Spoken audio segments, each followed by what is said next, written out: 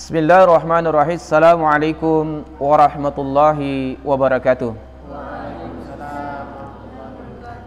Alhamdulillah, kita sering bertanya, di manakah bersemayam Al-Quran dalam diri kita?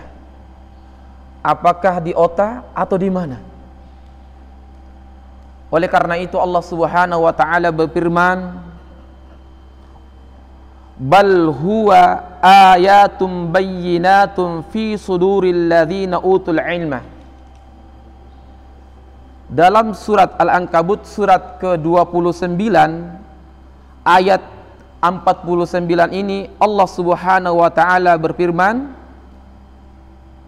sebenarnya Al-Quran itu adalah ayat-ayat yang jelas di dalam dada orang-orang yang berilmu, di dalam dada orang-orang yang berilmu.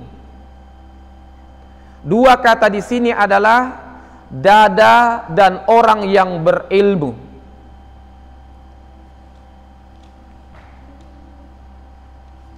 Oleh karena itu, objek wadah di mana Al-Quran itu meresap dalam diri seseorang itu adalah bukan di otak, tetapi sesungguhnya di qalbu, di dada. Dada hati adalah wadah tempat menampung, memahami Al-Quran yang kita baca dan yang kita hafal.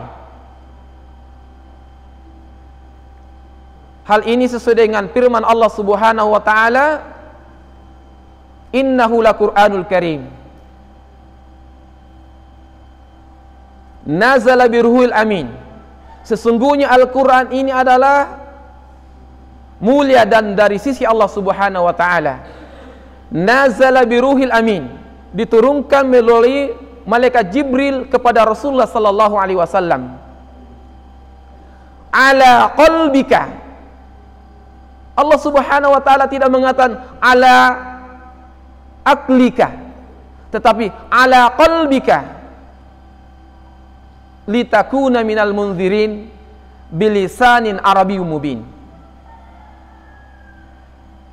Artinya apa?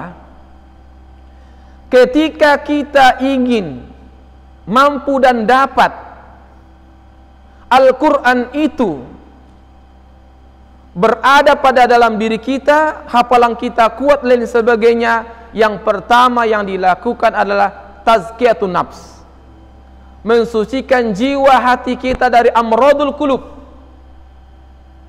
dari penyakit hati. Penyakit hati banyak, iri dan dengki, benci,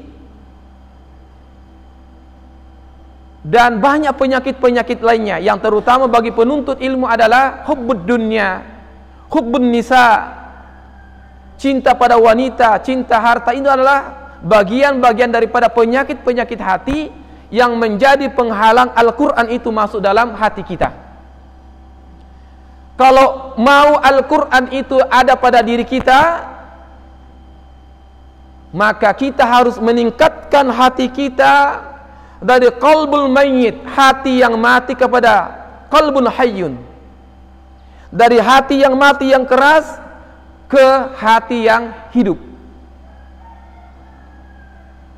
Kalau mau Al-Quran itu ada dalam diri kita, hinggap dalam diri kita, kita harus meninggalkan kondisi hati dalam kondisi yang sakit, menjadi hati yang sehat. Jika tidak, kita baca Al-Quran dan kita bertanya, kok bacaan saya hilang terus, susah saya menghafal. Ia tidak pernah itu terjadi karena tidak pernah tazkiyatun nafs, tidak pernah mensucikan hatinya, jiwanya. Karena jiwa dan hati adalah wadah tempat Al-Quran itu singgah. Makanya yang kedua adalah ketika sudah singgah Al-Quran itu dalam dada kita, dalam hati kita, syaratnya yang kedua adalah di dada orang yang berilmu. Sedangkan dikatakan orang yang berilmu adalah innama yakhsha min ibadihil ulama. Al ulama. Siapa ulama itu adalah siapapun jika ia memiliki ilmu dan rasa takut, dia ulama. Walaupun adik-adik masih kecil begini tetapi sudah ada rasa takut dalam dirinya, maka Anda adalah ulama.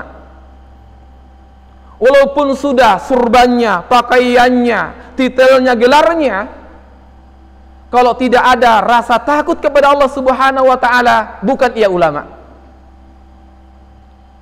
Maka ketika kita bertanya, di mana Al-Qur'an itu, di mana letaknya wadah Al-Qur'an itu ketika dibaca, didengarkan, di mana dia singgah?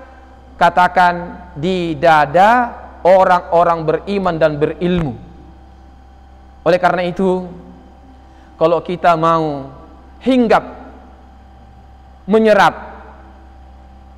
Al-Quran dengan baik, maka bersihkan hati dan sertai dengan rasa takut kepada Allah Subhanahu wa ta'ala. Oleh karena itu, ayat ini jelas-jelas menyatakan bahwasanya bal huwa ayatum bayyinat. Dia ada ayat-ayat Al-Quran yang jelas, terperinci. Di mana ia? Fi suduril ladzina utul ilmah. Di dalam hati orang-orang yang berilmu.